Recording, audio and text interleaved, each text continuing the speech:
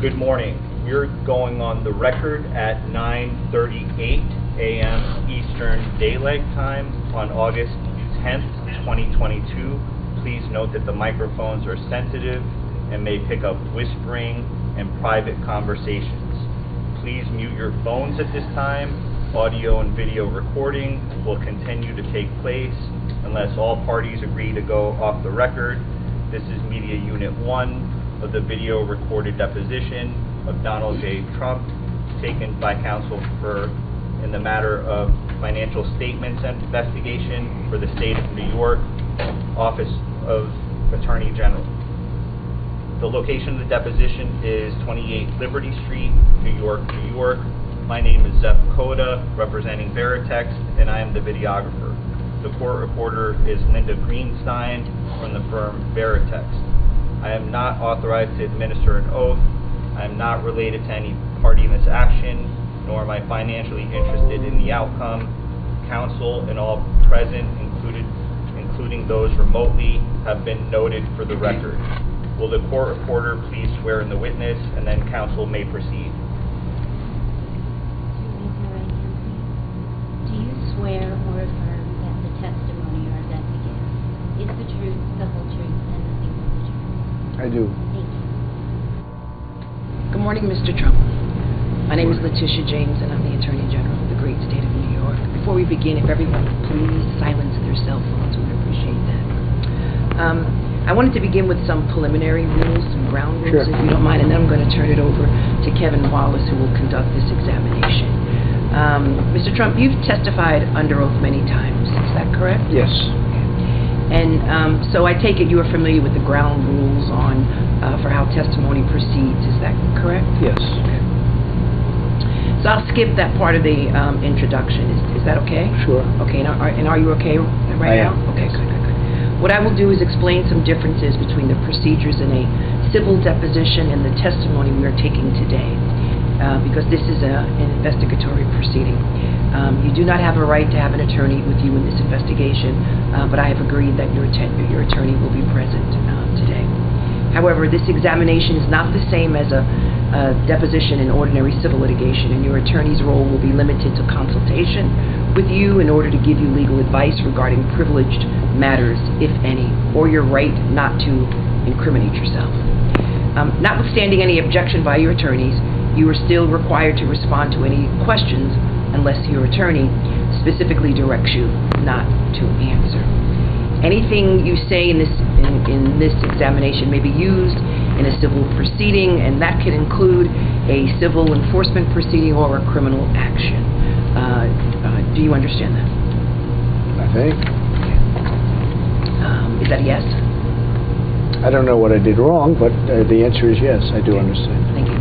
You have the right to refuse to answer any question if a truthful answer to the question would tend to incriminate you. Do you understand that? Yes. Okay. And any willful misstatement by you may constitute perjury. Do you understand that, sir? Yes. Okay. Finally, this investigation is confidential. We request that you not discuss this matter, your testimony here today, and any documents that you have produced or may produce in connection with today's testimony with anyone other than your attorneys. Do you understand that, sir? No. When you say confidential, we're not allowed to talk about this to the press, or? Correct. I believe what she Sorry. means is what happened in this room, the details of what happened in this room. It's okay. Obviously, It's okay with me.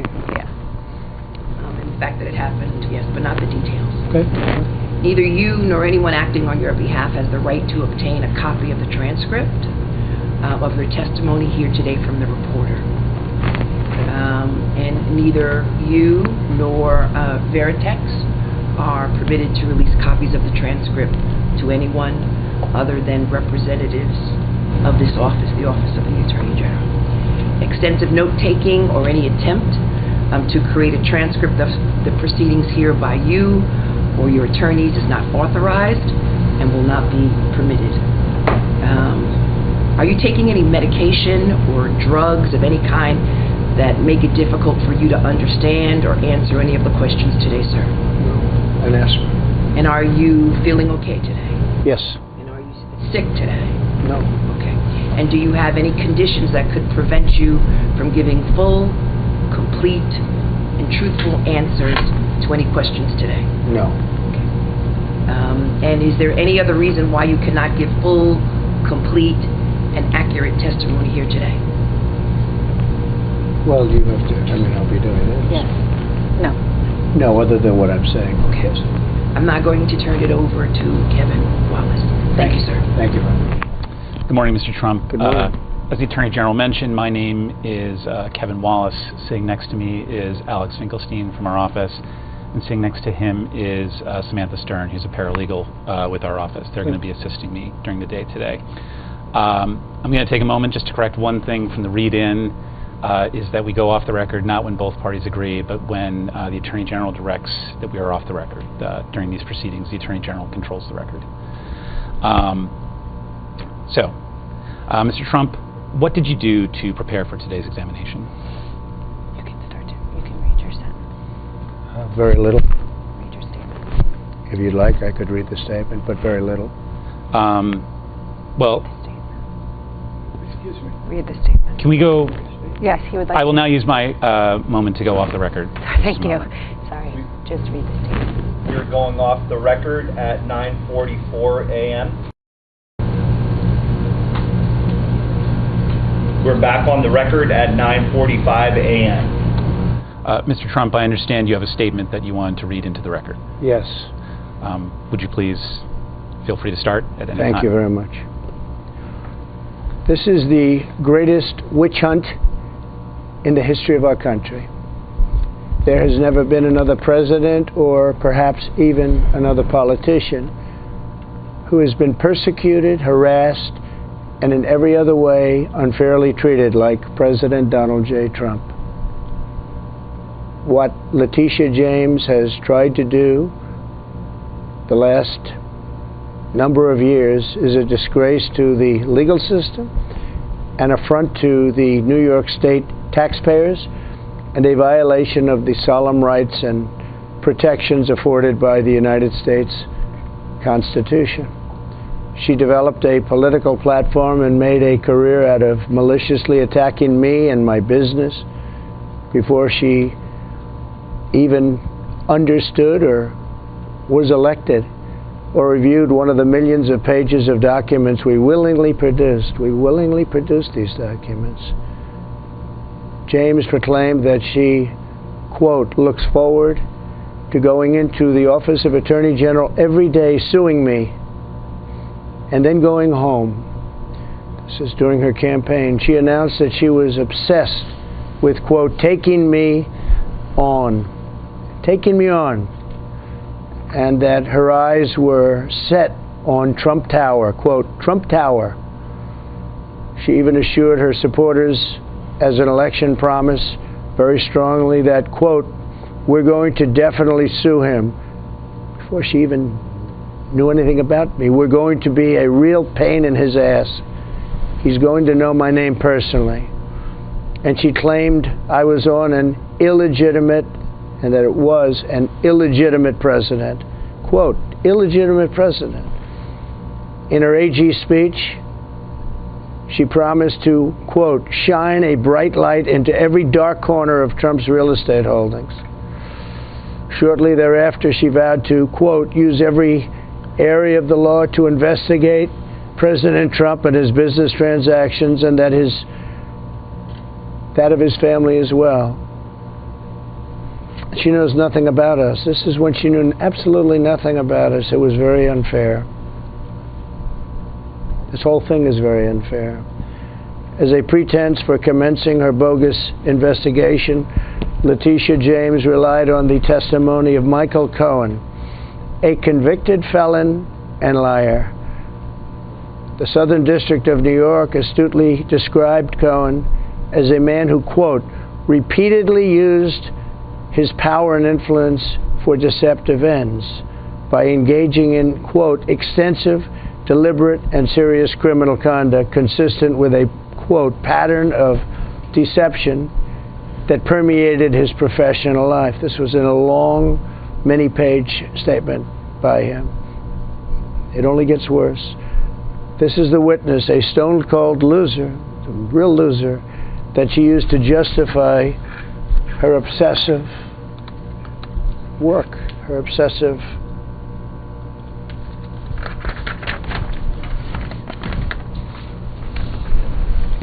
investigation of me, even though he got in civil and criminal trouble for representing himself on a taxi cab company that he had and other things, and also others as a lawyer. I once asked, if you're innocent, why are you taking the Fifth Amendment? I was asking that question. Now I know the answer to that question. When your family, your company, and all the people in your orbit have become the targets of an unfounded, politically motivated witch hunt supported by lawyers, prosecutors, and even the fake news media, you really have no choice. We cannot permit a renegade and out-of-control prosecutor to use this investigation as a means of advancing her political career.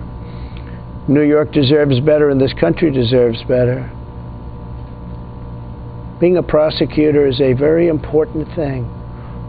This is a vindictive and self-serving fishing expedition, the likes of which this country has perhaps never seen before. If there was any question in my mind, the raid on my home 2 days ago, Mar-a-Lago, Palm Beach, Florida, by the FBI, just 2 days prior to this deposition, think of it, wiped out any of that uncertainty. I have absolutely no choice because the current administration and many prosecutors in this country have lost all moral and ethical bounds of decency. Anyone in my position not taking the Fifth Amendment would be a fool, an absolute fool. One statement or answer that is ever so slightly off, just ever so slightly, by accident, by mistake, such as it was a sunny and beautiful day when actually it was slightly overcast, would be met by law enforcement at a level seldom seen in this country, because I've experienced it. The United States Constitution exists for this very purpose, and I will utilize it to the fullest extent and defend myself against this malicious attack by this administration, this Attorney General's office, and all other attacks on my family, my business, and our country. Accordingly, under the advice of my counsel and for all of the above reasons, I respectfully decline to answer the questions under the rights and privileges afforded to every citizen under the United States Constitution. This will be my answer to any further questions. Include among the rights and privileges afforded every citizen under the United States Constitution, does that include the Fifth Amendment right to avoid incrimination? Yes. So your counsel? Yes. Okay. Okay.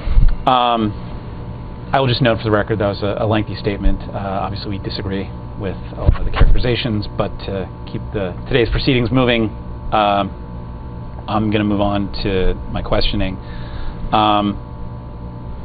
So, Mr. Trump, I take it you are not going to answer any questions about your preparation today with your counsel. Is that correct? Then, should I say this, or should I respond to that? Just read that. For all of the reasons provided in my answer, which is incorporated herein in its entirety, I decline to answer the question. Okay. Mr. Trump, the focus of our investigation and what we are primarily going to cover today involves the presentation of your statements of financial condition between 2011 and the present. I take it you are generally familiar with those statements. Is that correct? For all of the reasons provided in my answer, which is incorporated herein, in its entirety, I decline to answer the question. Okay.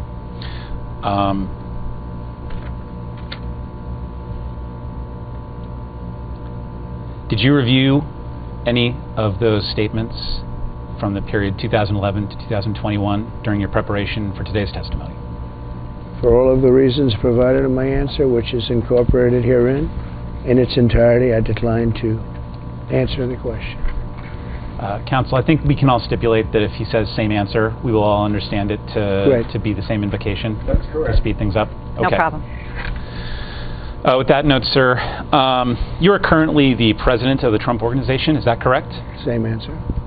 And when I refer to the Trump Organization, is it accurate to describe that as the trade name for an umbrella organization that holds assets beneficially owned by you?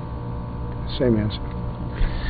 Is it fair to say that the Trump Organization sits on top of several hundred different legal entities? Same answer. Are the assets of the Trump Organization currently held in a revocable trust? Same answer. Is that revocable trust the Donald J. Trump Revocable Trust dated April 7, 2014?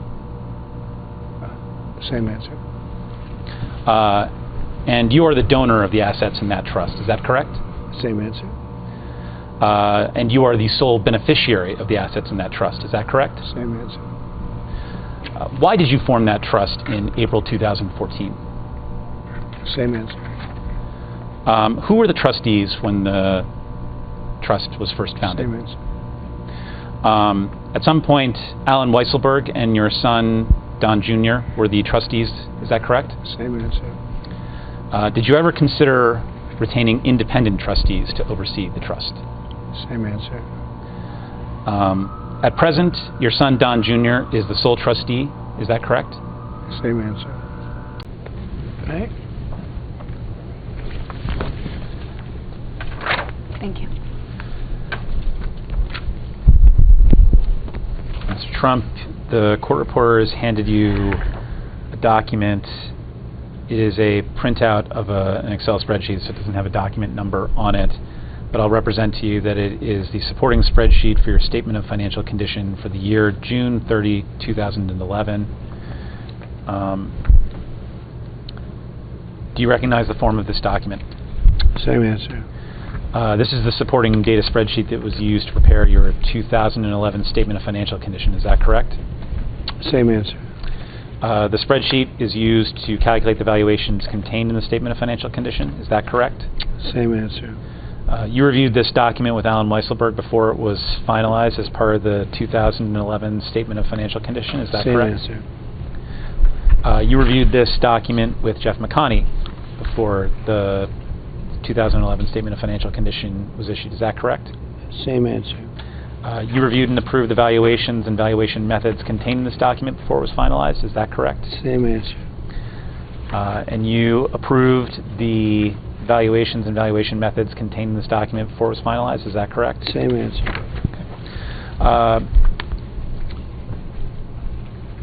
The valuations contained in this document reflect false and misleading valuation statements. Is that correct? Same answer. You were aware at the time this was finalized that the statement of financial condition for 2011 contained false and misleading statements. Is that correct? Same answer. In preparing the 2011 statement of financial conditions, Alan Weisselberg and Jeff McConney worked at your direction and followed your instructions and inflated asset valuations on the statement of financial conditions by employing false or misleading assumptions. Is that correct? Same answer. From at least 2005 through the present, you've had an ongoing agreement with Mr. Weisselberg and Mr. McConney that they would prepare the statement of financial condition in a manner that included valuations that depended on false and misleading assumptions as a means of inflating reported values. Is that correct? Same answer. From at least 2005 through the present, you have had an ongoing agreement with Mr. Weisselberg and Mr. McConney and others that they would prepare the statement of financial condition in a manner that included intentional overvaluations. Is that correct? Same answer. From at least 2005 through the present, you have had an ongoing agreement with Mr. Weisselberg and Mr. McConney and others that they would prepare the statement of financial condition in a manner that included false and misleading valuations statements. Is that correct? Same answer. Could we go off the record for 1 sec? We're going off the record at 1:51 p.m. Can we just do this thing? We're at 29, right? We're back on the record at 1:53 p.m. Mr. Trump, we don't have a hard copy of the next document, but I'm going to designate the document that is up on the screen as Exhibit 29. This is an electronic copy of the supporting spreadsheet for your statement of financial condition. It bears the production number, let me say, the document bears the production number, Mazars NYAG 00161836. Do you recognize the form of this document? Same answer. This is the supporting data spreadsheet for the 2019 Statement of Financial Condition. Is that correct? Same answer. This spreadsheet was used to calculate the valuations contained in the Statement of Financial Condition. Is that correct? Same answer. You reviewed this document with Alan Weisselberg and your son Don Trump Jr. before it was finalized as part of the 2019 Statement of Financial Condition. Is that correct? Same answer. You reviewed and approved the valuations and valuation methods contained in this document before it was finalized. Is that correct? Same answer. The 2019 Statement of Financial Condition contained false and misleading valuations and statements. Is that correct? Same answer. You knew at the time it was finalized that the year 2019 Statement of Financial Condition contained false and misleading statements. Is that correct? Same answer. In preparing the 2019 Statement of Financial Condition, Mr. Weisselberg and Mr. McConney worked at your direction and followed your instructions to inflate asset valuations on the Statement of Financial Condition by employing false and misleading assumptions. Is that correct? Same answer. Others in the accounting department also worked with Mr. Weisselberg and Mr. McConney to follow your instructions and inflate asset valuations on the Statement of Financial Condition by employing false or misleading assumptions. Is that correct? Same answer.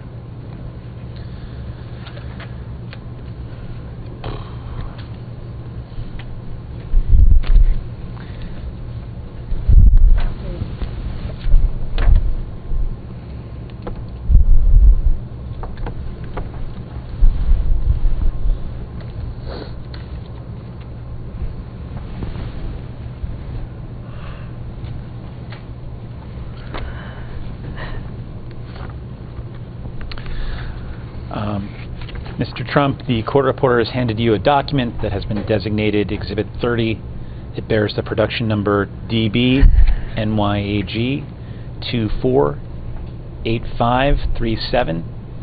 Has a title Donald J. Trump, Statement of Financial Condition, June 30, 2020. This is your Statement of Financial Condition for the year 2020. Is that correct? Same answer. You approved this document before it was issued. Is that correct? Same answer. You reviewed the valuations and valuation methods contained in this document before it was issued. Is that correct? Same answer. This is, we'll stop there actually, and let me get into the document. Oh, Samantha, could you put up, is it?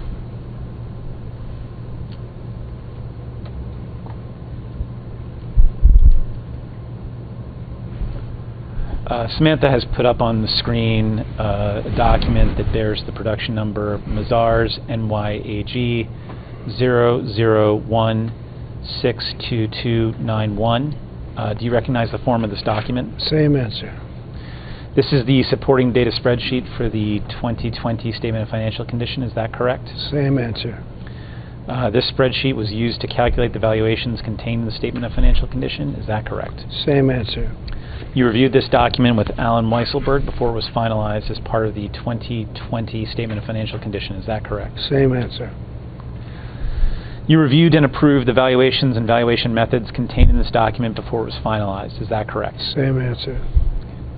So the 2020 Statement of Financial Condition contained false and misleading valuations and statements. Is that correct? Same answer. You knew at the time it was finalized that the 2020 Statement of Financial Condition contained false and misleading statements. Is that correct? Same answer. In preparing the 2020 Statement of Financial Condition, Alan Weisselberg, Jeff McConney, and others worked at your direction and followed your instructions to inflate asset valuations on the Statement of Financial Condition by employing false or misleading assumptions. Is that correct? Same answer.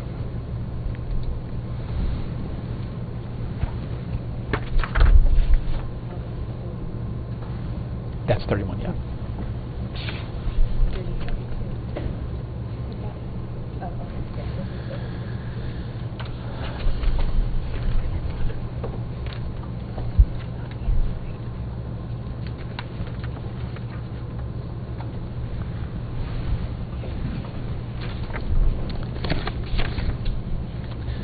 Mr. Trump, the court reporter has handed you a document that has been designated as Exhibit 32. It has the production number DB NYAG 405109. It is entitled Donald J. Trump Statement of Financial Condition, June 30, 2021. This is your 2021 Statement of Financial Condition. Is that correct? Same answer. You approved this document before it was issued. Is that correct? Same answer. You reviewed the valuations and valuation methods contained in this document before it was issued. Is that correct? Same answer.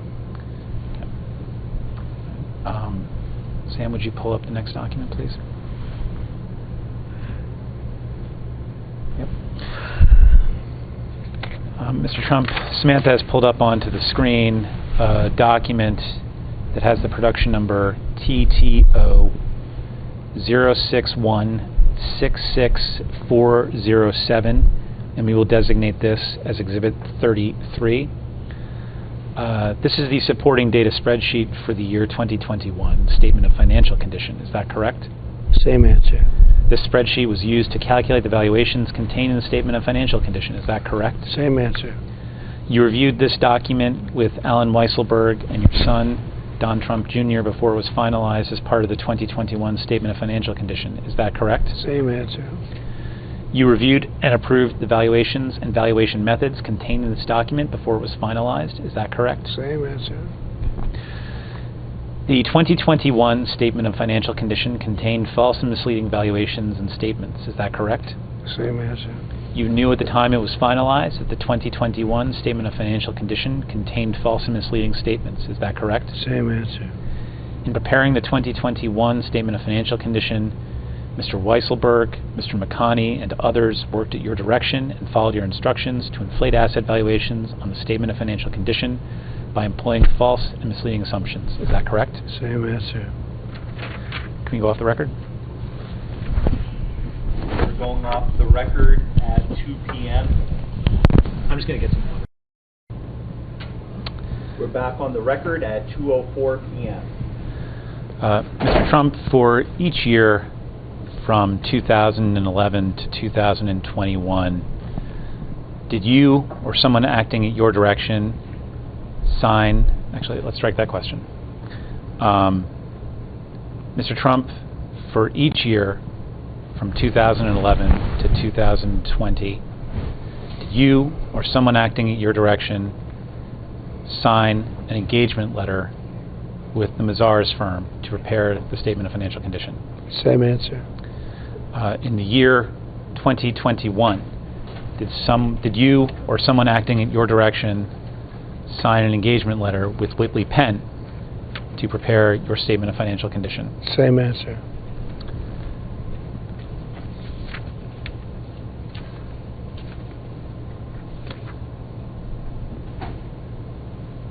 For the years 2011 through 2020, did you or someone acting at your direction sign a representation letter to the Mazars firm concerning the accuracy of the statements in the Statement of Financial Condition? Same answer. For the year 2021, did you or someone acting in your direction sign a certification letter attesting to the accuracy of the Statement of Financial Condition for the Whitley Penn firm? Same answer.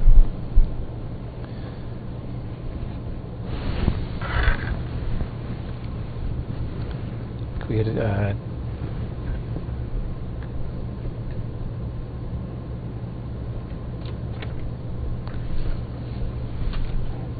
we want to do them?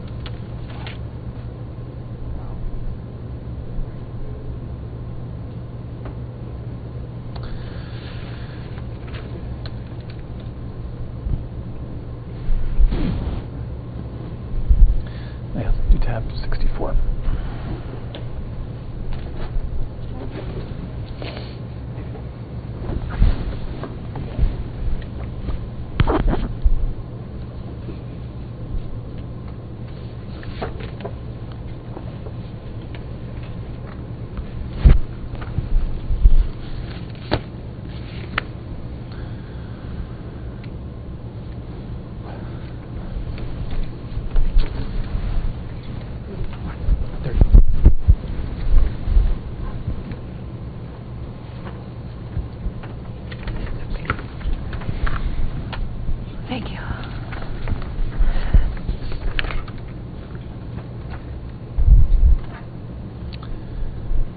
Mr. Trump, the court reporter has handed you a document that has been designated as Exhibit 34. It is a certification to Deutsche Bank from you, Donald J. Trump, dated November 11, 2014. If you could take a look at the second page of this document. Is that your signature on page 2? Same answer.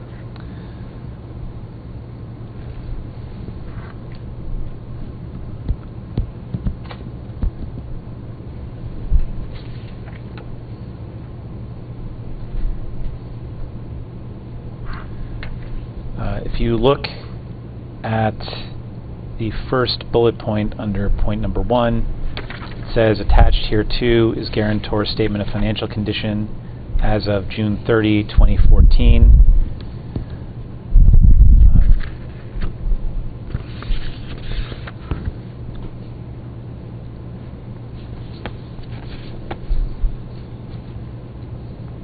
Were you aware that this submission of your statement of financial condition was a material term of your loan with Deutsche Bank?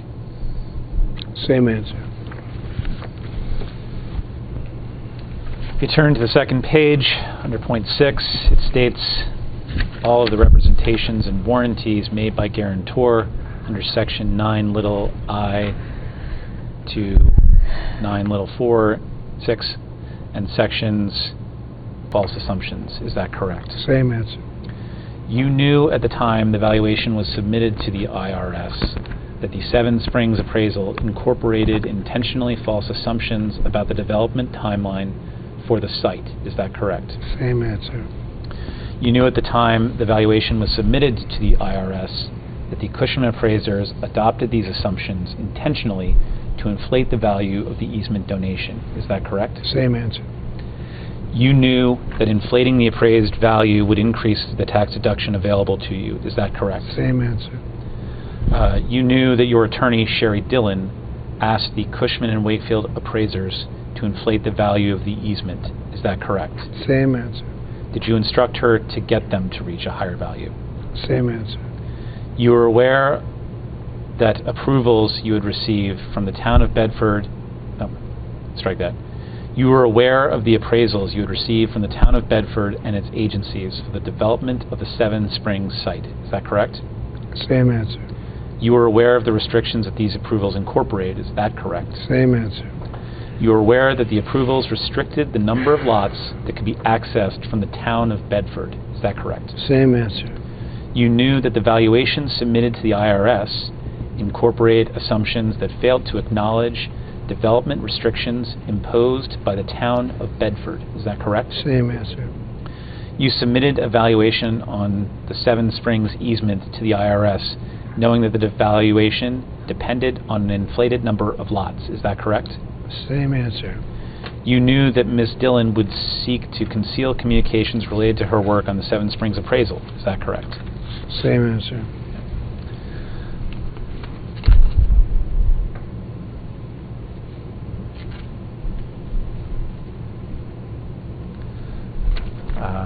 Looks like when we were transcribing, I may have talked about approvals from the town of Bedford.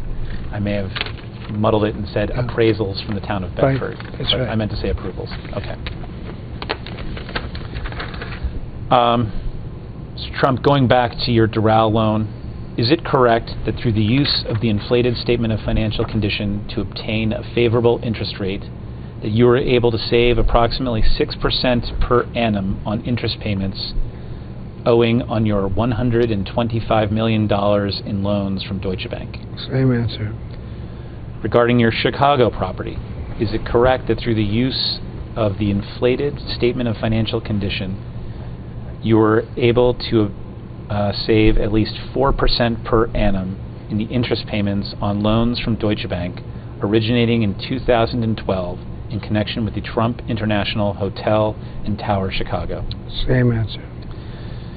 With regards to your old post office property, is it correct that through the use of the inflated statement of financial condition to obtain a favorable interest rate, you were able to save at least 5% per annum in interest payments on the construction loan of up to $170 million from Deutsche Bank? Same answer. Is it correct that absent the $170 million construction loan from Deutsche Bank, you would not have obtained the ground lease on the old post office property or been able to provide the renovation to the property that occurred? Same answer.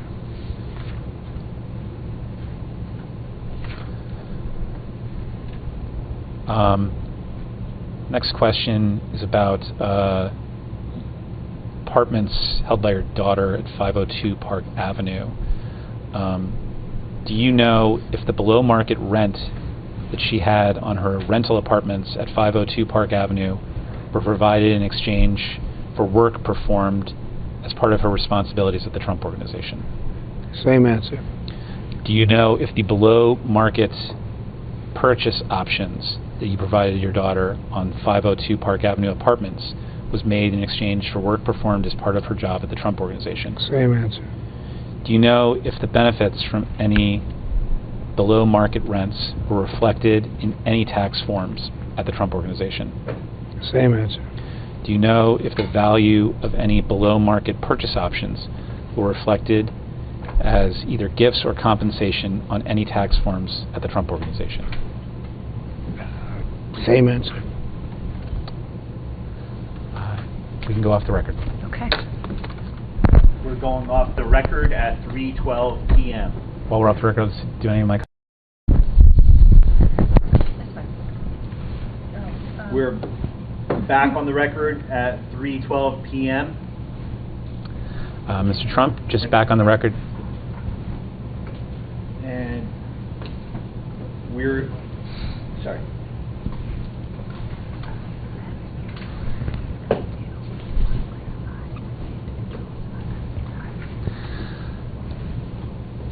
As I was saying, we are back on the record to confirm that we have completed our testimony today. Thank you for your appearance. Thank you. Thank you, Kevin. Thank you, everybody. Off the record. Thank you all. We're on the record at 3:13 p.m. and this concludes today's testimony given by Donald J. Trump. The court is adjourned.